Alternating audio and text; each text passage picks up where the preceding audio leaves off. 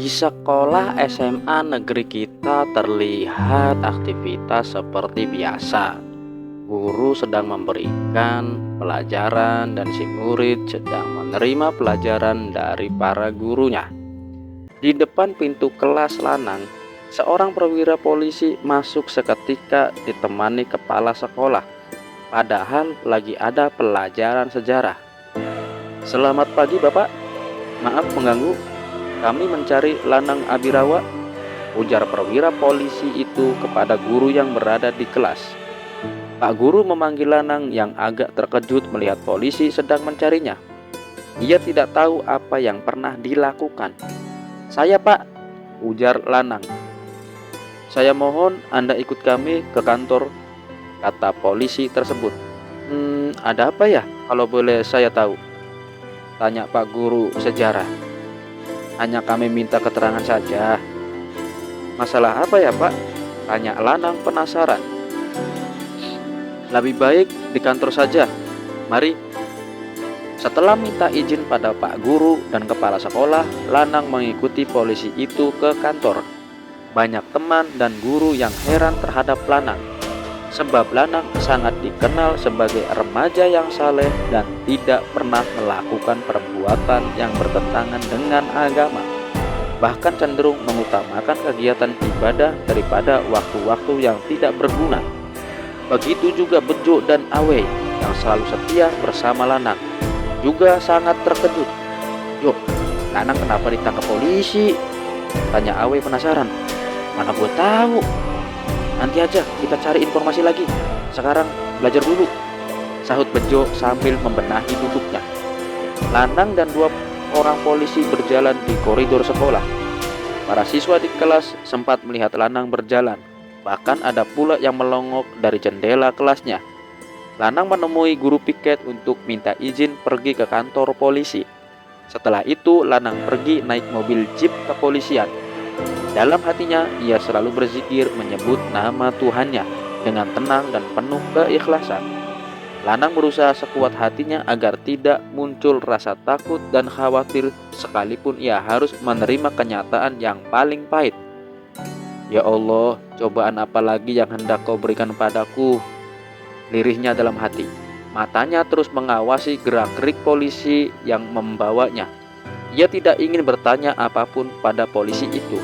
Ia hanya ingin mengetahui apa yang akan terjadi padanya di kantor polisi nanti. Dalam kebimbangan, ia tidak pernah berhenti memanggil nama Allah Subhanahu wa Ta'ala. Panggilan yang lembut, penuh harapan, bantuan, dan pertolongan darinya. Mobil jeep tersebut memasuki halaman parkir kantor kepolisian, berhenti tepat di pintu masuk utama. Lanang turun bersamaan dengan seorang polisi. Ia memandang gedung kepolisian itu dengan hati berdebar-debar, karena memang baru pertama kali Lanang berurusan dengan pihak berwajib. Bahkan urusan yang satu ini ia sama sekali tidak tahu menahu kesalahan apa yang diperbuatnya. Dalam hati ia tidak berhenti bertanya kepada Allah Subhanahu wa Ta'ala sekadar untuk mengalihkan rasa bingungnya, mengharapkan adanya petunjuk yang jelas darinya. "Silakan masuk ke ruangan itu," ujar polisi yang membawanya dari sekolah tadi. Lanang masuk, matanya memperhatikan sekeliling ruangan itu. Ruang yang tidak terlalu besar itu hanya berisi 4 kursi tunggu. Di sudut dinding, seekor kucing lucu sedang asik tiduran. Ia tersenyum melihat kucing yang sedang menguap lebar karena ngantuk.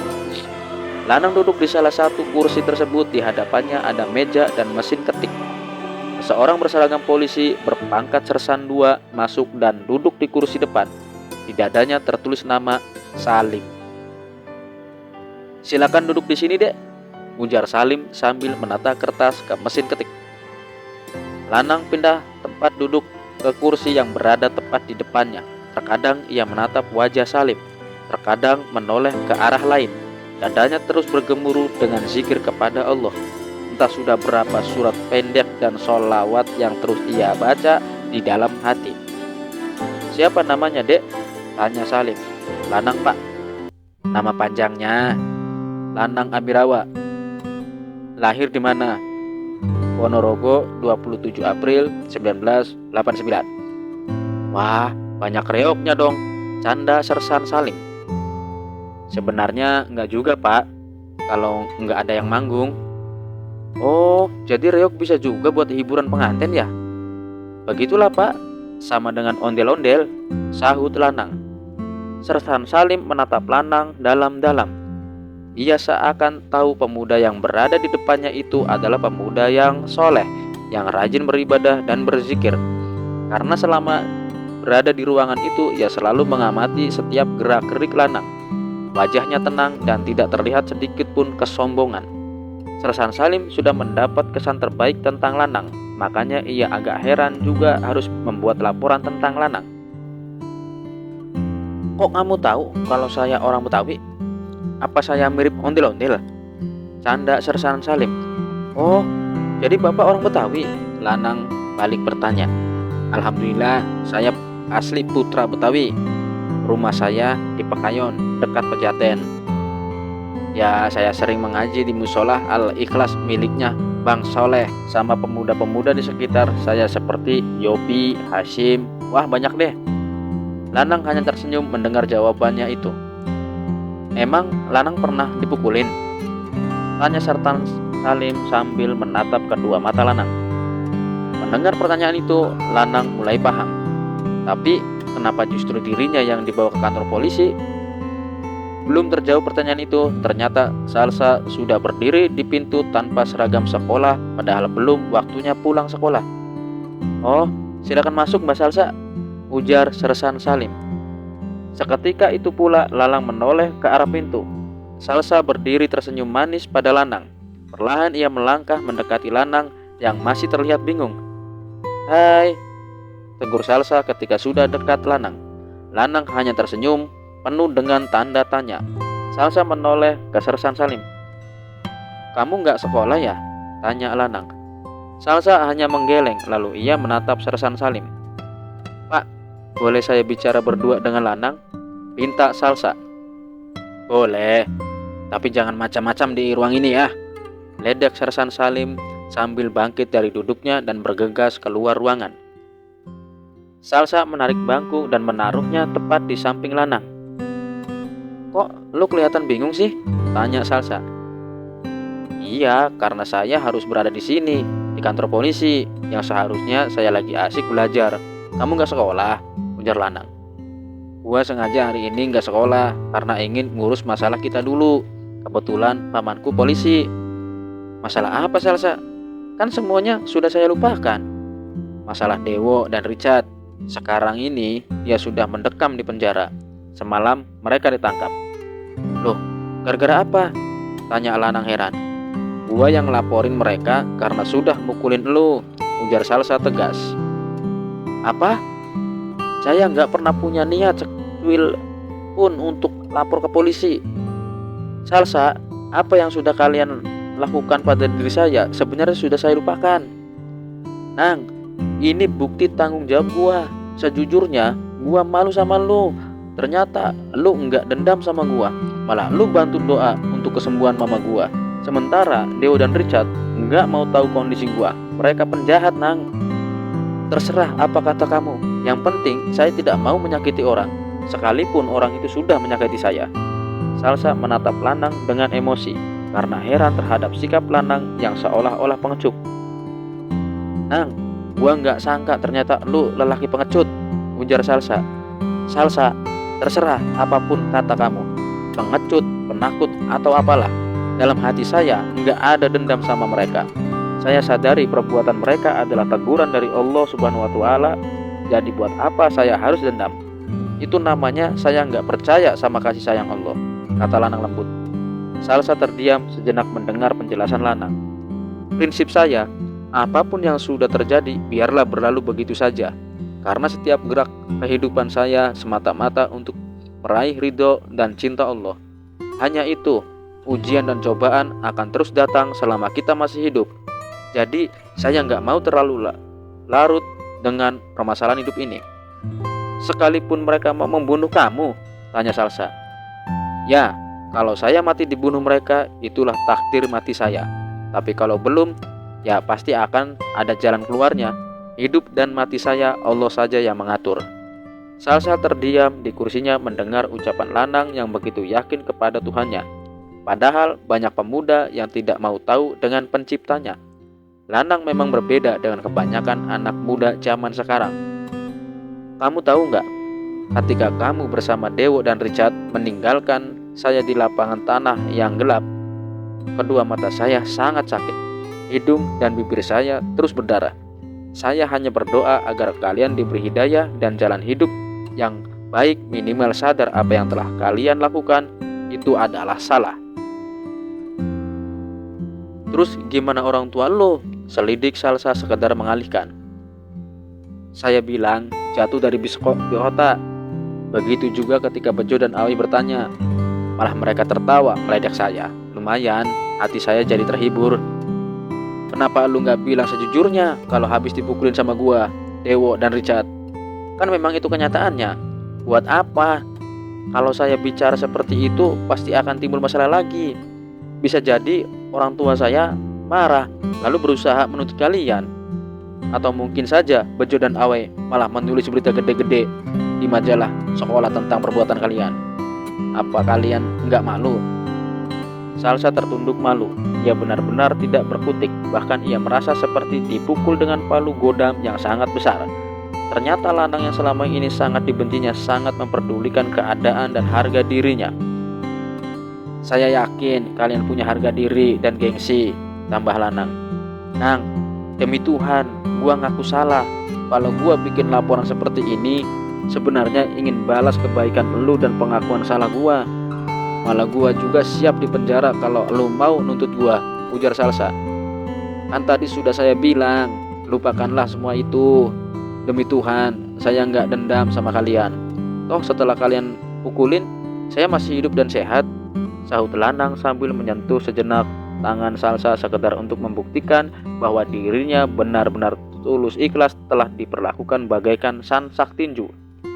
Setelah mendapat sentuhan lembut tangan Lanang, Salsa memberanikan diri menatap wajah yang tetap tenang dan senyum. Terus apa yang harus gue lakukan? Tanya Salsa. Tarik lagi tuntutan kamu. Saya ingin mereka bebas. Karena saya yakin suatu saat mereka pasti akan berubah menjadi baik, jawab Lanang. Baiklah, gua ikutin kemauan lu.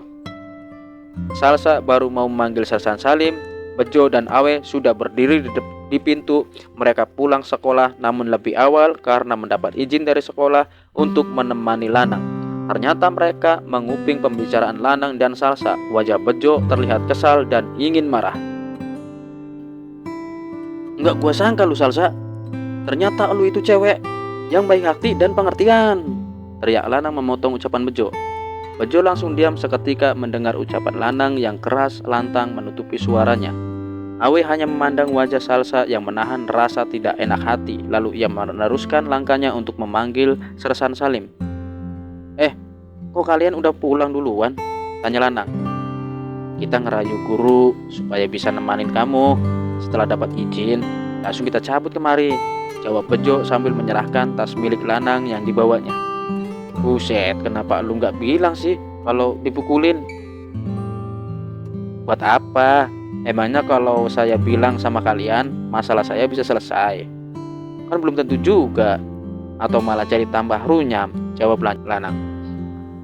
Paling enggak, gue punya banyak teman yang bisa ngelawan Dewo dan gengnya, ujar Bejo emosi. Tuh kan, sama jadi perang saudara. Lebih baik saya telat sendiri aja.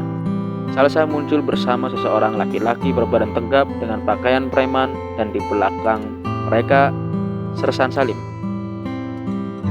Ini om gua, Kapten Doni Armadi, ujar Salsa mengenalkannya. Mereka saling bersalaman, saling berkenalan. Seperti tadi yang Salsa bilang om, kalau Lanang mau nyabut tuntutannya. Ya sudah, nggak ada masalah. Bisa saja tuntutan Lanang nggak kita proses, tapi Dewo dan Richard tetap akan ditahan karena mereka kedapatan bukti membawa ganja dan obat narkotika saat ditangkap di klub disco, tegas Kapten Doni Armadi. Lanang menatap Awe yang berdiri di sampingnya. Awe menoleh ke arah Bejo yang berdiri di sebelahnya. Bejo menoleh ke sampingnya yang ternyata ada seekor kucing duduk di bangku. Kucing itu tersenyum manis sekali menatap Bejo. Ngapa lu lihat-lihat gua? Naksir, ujar kucing itu dalam hati. Kucing, jelek lu, berutu Bejo. Sementara itu seorang lelaki berpakaian jas warna hitam dengan dasi putih bermotif garis-garis biru dan kemeja dalam warna putih masuk di antara salah satu petugas mendekati Kapten Doni yang sedang bersama Salsa dan temannya. Selamat pagi Kapten, saya Freden, pengacara Richard Markham yang Anda tangkap semalam, ujar laki itu yang ternyata seorang pengacara. Selamat pagi juga, ada yang bisa saya bantu? Saut Kapten Doni. Bisa kita bicara tempat lain? Boleh, ayo ke ruangan saya. Pengacara Freden dan Kapten Doni keluar ruangan. Salsa, Lanang, Bejo, dan Awe saling pandang setelah keduanya pergi. Pasti pengacara itu mau ngebebasin Richard, ujar Salsa. Mungkin saja, yang penting hukum tetap berlaku, sahut Sersan Salim. Wah, bisa berabe nih kalau mereka tahu gue yang laporin. Jangan berprasangka yang bukan-bukan, Salsa. Tenang saja. Oh iya, kalau sudah selesai, saya mau pulang, kata Lanang. Silakan aja, sahut Sersan Salim. Toh kalian sudah mencabut laporannya. Baiklah. Permisi Pak Salim, ujar Lanang diikuti Bejo dan Awe. Tunggu, gue ikut dong, teriak Salsa mengejar mereka.